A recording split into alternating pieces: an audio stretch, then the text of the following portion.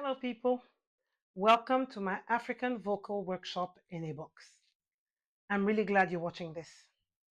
Before we dive in, let me explain what this workshop is and what it isn't. This is not primarily a course focusing on vocal technique. We will touch on technique from time to time because needs must. It's important. Instead, our focus is mainly on interpretation. The way African singing styles can carry rhythm, melody, and emotion, and how African singers use these elements to engage with their audiences. African singing is so diverse. No single workshop could cover all the styles across the continent. In this series, we'll focus on Cameroon while pointing toward broader connections with other African traditions. Other series will focus on other parts of Africa, of course, but I thought I'd start from my closest roots. You'll hear about artists, traditions, and ways of singing that may be new to you. And you'll also practice short exercises to feel these styles in your own body and voice. By the end of today's episode, you'll understand fundamental elements of rhythm, glottal attacks, and stops, and how that relates to African singing. So, glottal attacks and stops. These elements might sound technical, but they're not abstract. They are lived, embodied features of African singing. Glottal attacks and stops shape how a phrase starts and ends, giving it strength and identity. And rhythmic subdivisions give us energy and intention. They are part of how we embody rhythm in every note. So, what is this business of glottal attacks and stops? What is the glottis? Well, the glottis is simply the space between your vocal folds. A glottal attack is when the vocal folds come together firmly and the sound begins with a clean percussive onset. It's a very present sound, almost like a tiny drum inside your throat. So let's try something. Try this with me.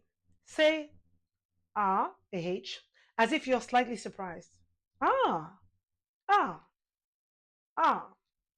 Do it your own way. Do you hear the firmness at the start?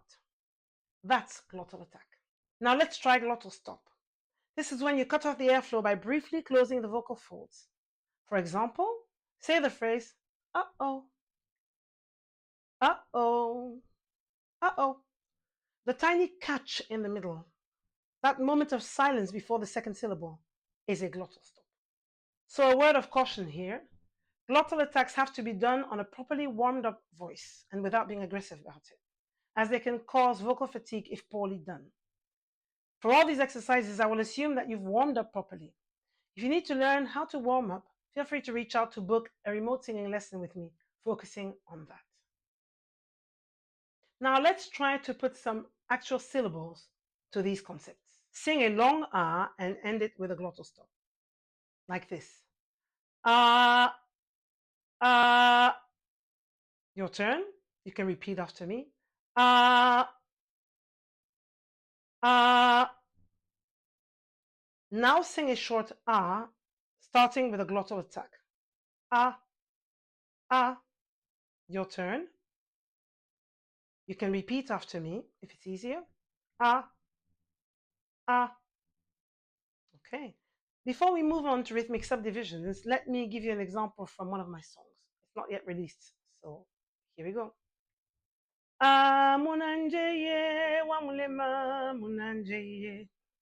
Ah, munanjeye, wamulema, munanjeye.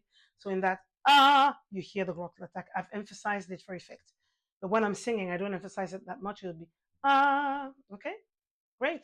Let's move on to rhythmic subdivisions. Rhythm is the heartbeat. Every phrase, every ornament, every breath is connected to the pulse.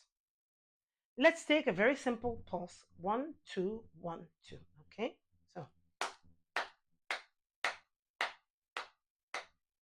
1, 2, 1, 2, 1, 2, 1, 2. Join me. 2, 1, 2, 1, 2, 1, 2. Very good. Let's keep clapping or tapping.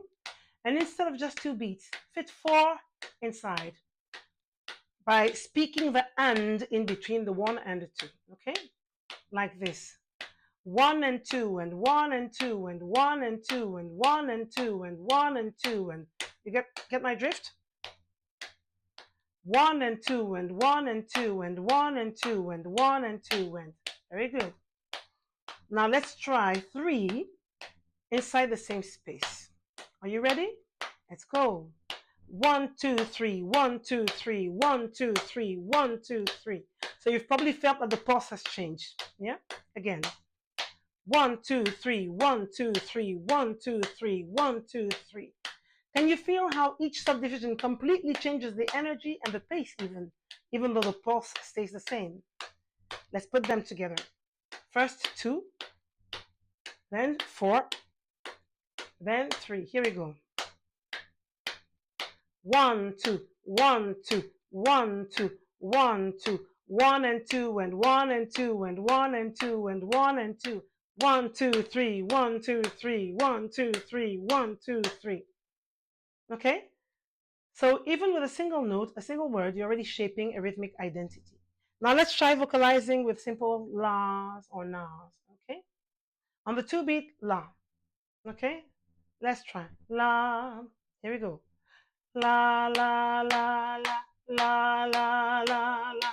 Okay? On the 4 beat, la again. Here we go. La, la, la, la, la, la, la, la, la, la, la, la, la, la, la. Very good. On the 3 beat, la again. Let's go. La, la, la, la, la, la, la, la, la, la, la, la. Or if you want to go really fast, la, la, la, la, la, la, la, la, la, la, la. Okay? So you've certainly felt how these rhythms change the feel of what you're vocalizing. So let's take a moment to reflect. I'll ask you a few questions to prompt some further thinking about these exercises, about glottal starts, glottal stops, rhythmic subdivisions. This is really basic for now. We'll go into greater detail and complexity as we progress in the series. So which glottal technique felt most natural to you? The attack or the stop? And how did the subdivisions change the feel of your singing? Maybe your breathing. Maybe you started moving your body. As you think about these things, remember, these aren't just exercises.